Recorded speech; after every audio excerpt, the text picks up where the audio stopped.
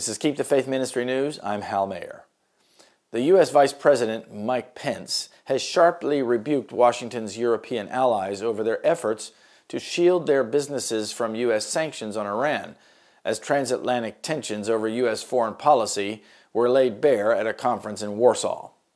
A scheme the EU has set up to facilitate trade with Iran was an effort to break American sanctions against Iran's murderous revolutionary regime, Pence said during a conference in the Middle East organized by the U.S. in the Polish capital. It is an ill-advised step that will only strengthen Iran, weaken the EU, and create still more distance between Europe and the United States, he said. The Warsaw meeting was attended by more than 60 nations, but major European powers such as Germany and France, parties to the landmark 2015 nuclear accord with Iran, refused to send their top diplomats over fears that the summit was designed largely to build an alliance against Tehran. The U.S., by contrast, is represented by Pence, Mike Pompeo, Washington's top diplomat, and Jared Kushner, Donald Trump's son-in-law, a special aide to the Middle East.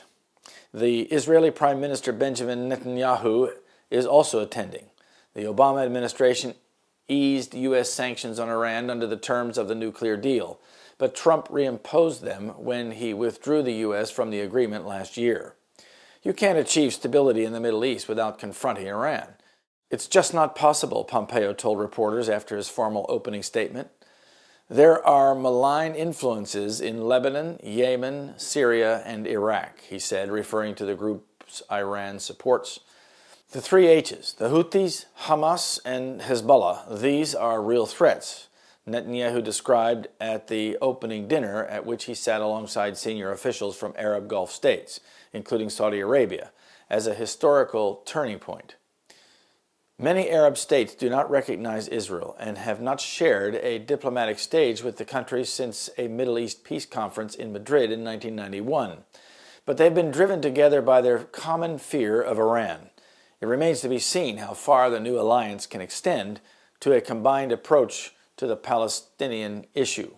It is expected Kushner will discuss his peace plan with Arab leaders in private as well as at a public session on the sidelines of the summit.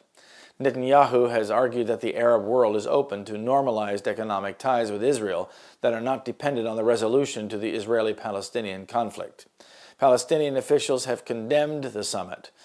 Netanyahu, who faces elections shortly, told reporters in Warsaw, in a room of some 60 foreign ministers, representative of dozens of governments, an Israeli prime minister and the foreign ministers of the leading Arab countries stood together and spoke with unusual force, clarity, and unity against the common threat of the Iranian regime. I think this marks a change and important understanding of what threatens our future, what we need to do to secure it, and the possibility that cooperation will extend beyond security in every realm of life. Officials said Netanyahu spoke around the same table as senior officials of Saudi Arabia, the United Arab Emirates, and Bahrain, none of which have relations with Israel. The country only has diplomatic relations with two Arab states, neighboring Egypt and Jordan. Pompeo's call in his opening speech for a new era of cooperation in the Middle East will be viewed with skepticism by EU leaders, who feel they were not consulted on the U.S. decision to pull out of the Iran deal or plan the withdrawal of 2,000 U.S. troops from Syria.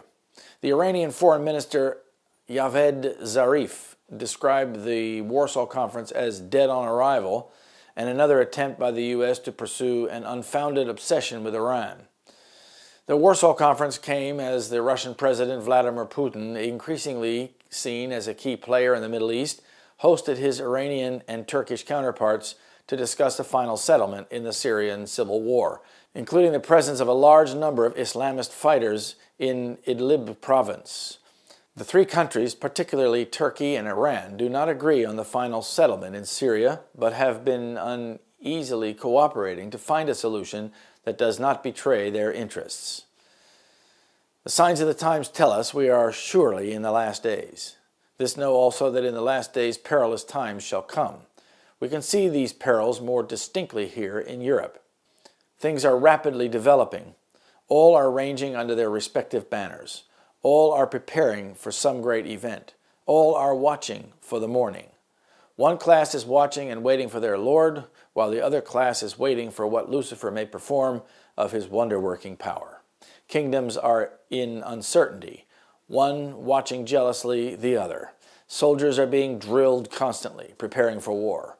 There is a rending apart of kingdoms. The stone cut out of the mountains without hands is surely to smite the image upon its feet. The king of Prussia, I think it is, dare not go out of his domain unless the whole passage of his journey is barricaded with soldiers. He seems to be a prisoner in one sense in his own kingdom. Other kingdoms are in jeopardy. They dare not travel for fear of their lives unless in the very heart of a bodyguard of armed soldiers. That's letter 102, 1886. This is Keep the Faith Ministry News. Thank you for watching.